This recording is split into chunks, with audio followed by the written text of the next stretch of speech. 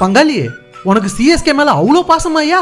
நீங்க ஜெயிக்க வேண்டிய மேட்ச் எல்லாம் தோத்துட்டு இப்ப சிஎஸ்கே பஞ்சாப் தோக்கணும்னு நினைக்கிறப்ப நீங்க அவங்கள ஜெயிக்கிறீங்க. பெரிய மனசியா உங்களுக்கு. கண்டிப்பா சிஎஸ்கே பிளே ஆஃப்ஸ்க்கு போனா சிஎஸ்கே ஃபேன்ஸ் எல்லாம் சேர்ந்து திலக் வர்மாக்கு ஒரு செலவு வைக்கலான்னு ஒரு பேச்சுவார்த்தையே போயின்னு இருக்கு. ஃபர்ஸ்ட் 7 மேட்ச்ல 10 தலை பாம்பாட்டும் படையெடுத்து ஆடிட்டு இருந்த பஞ்சாப அடுத்த 5 மேட்ச் மண்டையிலே தட்டி பொட்டி பாம்பு ஆக்கிட்டாங்க.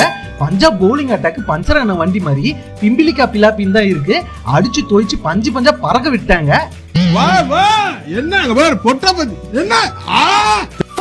பஞ்சாபுக்கு பிரப்சிம்ரன் சிங் ஒரு நல்ல ஸ்டார்ட் கொடுத்தாரு. 32 பால்ஸ்ல 57 அடிச்சாரு.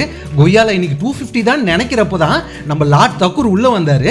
டேய் என் விசுவாசம் சிஎஸ்கேக்கு தான் சொல்லி 4 விக்கெட் எடுத்து பஞ்சாபோட மிடில் ஆர்டரை டோட்டலா கொலாப்ஸ் பண்ணி விட்டாரு. எண்ட்ல ஏதோ ஓமர் சாய் அடிச்சதால 200ல போய் முடிக்கிறாங்க. மும்பை இந்தியன்ஸ்க்கு ரிக்கல்டன் ஒரு ஃப்ளையிங் ஸ்டார்ட் கொடுத்தாரு. ஜஸ்ட் 23 பால்ஸ்ல 48 ரன்ஸ் அடிச்சுட்டு அவுட் ஆகிட்டாரு. கொஞ்ச நேரத்துல பார்த்தா நம்ம ரோஹித் சர்மாவும் நம்பித்திரும் அவுட் ஆகிட்டு நடைய கட்டாங்க.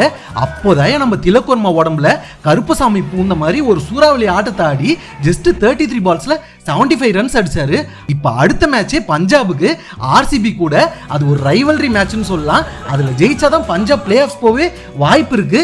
நீங்க என்ன நினைக்கிறீங்க? பஞ்சாப் பிளே ஆஃப்ஸ் போவாங்களா மாட்டாங்களான்னு சொல்லிட்டு உங்க கருத்தை கீழே கமெண்ட்ல மென்ஷன் பண்ணுங்க. நம்ம சேனல்ல ஐபிஎல் ரிலேட்டட் வீடியோஸ் டெய்லி போட்டுருக்கோம். ஸோ சப்ஸ்கிரைப் அண்ட் ஃபாலோ பண்ணிக்கோங்க. அடுத்த வீடியோல பார்க்கலாம். பை.